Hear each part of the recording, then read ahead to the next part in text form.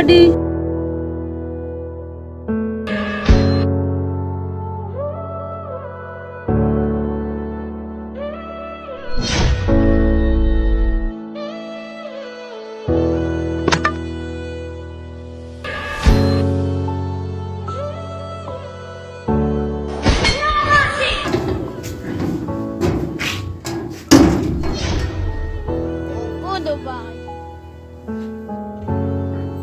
Wewe nani? Samahani kaka, nahisi kama nimepotea. Umepotea? Acha masiala. Umepotea ndani kwangu au umepotea wapi? Sikuja kuelewa. Nilikuwa naenda kwa kaka fulani anaitwa Juma. Nilikuwa naenda huko. Sasa nilikuwa nahisi ni maeneo haya.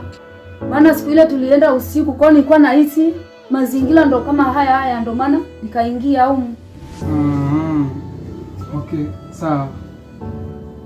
Huyo Juma namba yake unayo? Ndiyo, ninayo. Umeikariri? Ndiyo.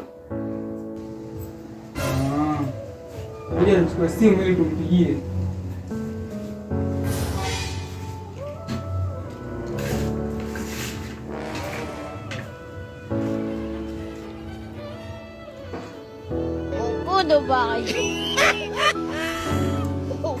Simu yangu niliweka hapa, siioni. Hujachukua simu yangu wewe? Samahani kaka, naomba uniambie ukweli, ulikuwa unaenda kwa Juma au wewe ni mwizi? Samahani kaka, simu kweli nimechukua, samahani. Sasa wewe ndo mwizi wangu ambaye nilikuwa nakutafuta, leo nimekupata. Wewe unifahamu. Sasa nataka nikuoneshe mfano. Sasa chagua moja katika hivi viwili, nikuitie mwizi au la nikushenyete. Nipe jibu. Hapana kaka, naomba unisamehe, naomba tuelewane tu, sinitie kelele za mwizi. Ukiangalia mimi na familia, mimi ndo baba ndo mama. Ukinitia kelele za mwizi ukifa, nani atabaki wale watoto? Hilo ndilo jibu, sio jibu. Nataka jibu. Sawa kaka, sina jinsi, tufanye tu.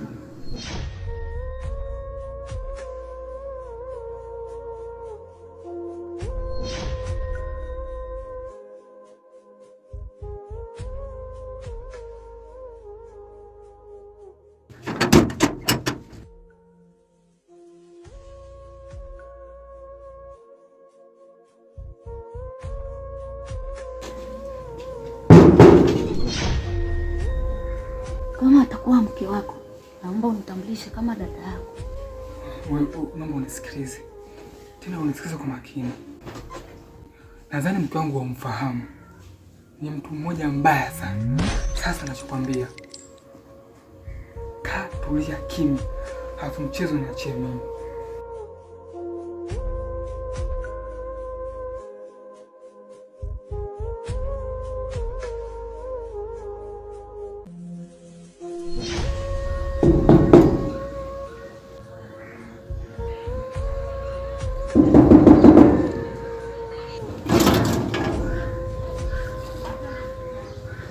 Ni aje mani? Fresh tu. Nimegonga mwanangu hadi konzi zinaingia sugu mzee. Sinajua kuchoka uchovu, kwa hiyo nililala tu mshikaji wangu. Nielekeze mwanangu. Vipi? Mbona kuna mabegi? Kuna begi la mchumba wako hili ndugu yangu. Nimekutana na shemu kanigea begi hili hapa. Pia akaniambia uende kumpokea, na mizigo mingi sana. Nani?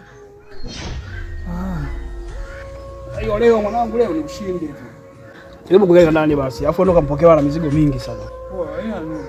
Ila sababu masa tunajaza basi stendi kwa sana kwa so fresh. Unafikia alikuwa ni rafiki yangu tu, kwa hiyo tunaweza tukaendelea na mambo yetu. Nalala usingizi au? Wewe mwanamke. Wewe. Alafu usijifanye umelala, nitakuitia mwizi wa kuue.